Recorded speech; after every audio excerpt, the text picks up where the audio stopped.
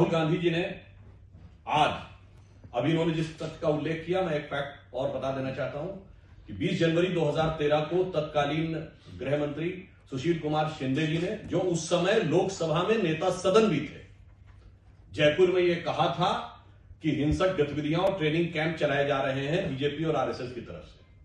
और जब floor of the house पे उनसे सवाल पूछा गया तो 20 फरवरी 2013 को सुशील कुमार शिंदे, गृह मंत्री, लीडर ऑफ द हाउस, ने रिग्रेट व्यक्त किया था।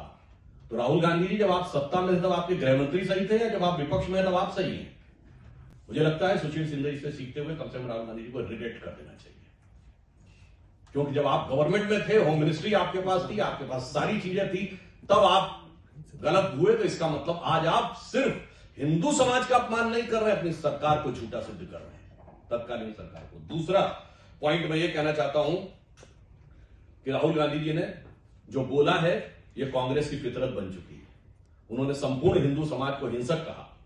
कांग्रेस के कर्नाटक के कार्यकारी अध्यक्ष, जो इस समय पीडब्ल्यूडी मिनिस्टर है, सतीश जारकीहोली, हिंदू शब्द को गंदा बोल चुके हैं।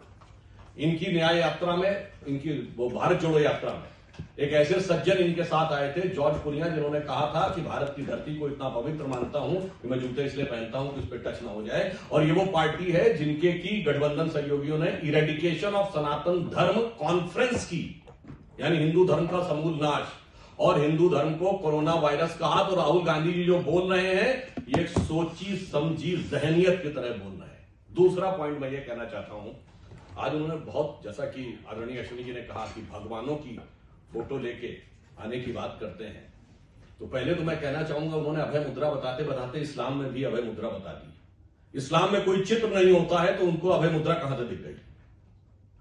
ये राहुल गांधी जी को कौन सी दिव्य दृष्टि है जिसमें, और मैं उलेमाओ इकराम से भी पूछना चाहता हूं कि राहुल गांधी को इल्म हुआ है या कोई फजल हुआ है ऊपर से कि उन्हें अभय मुद्रा दिख गई है? और दूसरा, वो भगवान शंकर के चित्र को दिखा रहे थे, जो हमारे हिसाब से बहुत आपत्तिजनक तरीका था, जिसमें लोकसभा अध्यक्ष ने भी कहा कि जिनको हम लोग पूजते हैं, गुरु नानक देव, भगवान शंकर, उनकी आप ऐसे फोटोएं करके ऐसे नहीं रख सकते। और ये शिव जी की फोटो दिखा रहे थे और कहते हैं कि हम हिंदू धर्म की शक्ति से लड़ेंगे, जबकि शिव और शक्ति असंप्रक्त हैं। रामचरितमानस में लिखा है, अजह अनादि शक्ति अविनाशी सदा शंभु और दांग निवासी। अनादि रूप से शिव शक्ति साथ। और एक मैं टेक्निकल पॉइंट कर रहा हूं, राहुल गांधी ने बहुत धर्मों का उल्लेख किया, पर राहुल गांधी ने शपथ तो ईश्वर के नाम की नहीं ली। यह सॉलमली अफर्म, ये उनका अधिकार है, हम कोई आपत्ति नहीं कर रहे। परंतु यदि आप ईश्वर के नाम की शपथ नहीं ले रहे हैं, इसका मतलब ईश्वर में निष्ठा नहीं रख रहे हैं और फिर ईश्वर के चित्र दिखा रहे हैं। और मैं ये भी आप लोगों के सुलभ संज्ञान को बता दूं कि 2014 में राहुल गांधी ने शपथ ईश्वर के नाम की ली और हिंदी में ली थी। 2014 से 24 में क्या बदल गया कि ईश्वर के नाम की शपथ से सॉलमली अफर्म पे आ गए और फिर सदन के पटल पर ईश्वर के चित्र दिखाने लगे। और तब देख तेरे संसार की हालत क्या हो गई, भगवान कितना बदल गया ईमान। तो इसलिए हम सिर्फ ये कहना चाहते हैं कि गंभीरता के साथ, जैसा आदरणीय अश्विनी जी ने कहा, परिपक्वता के साथ आचरण करें।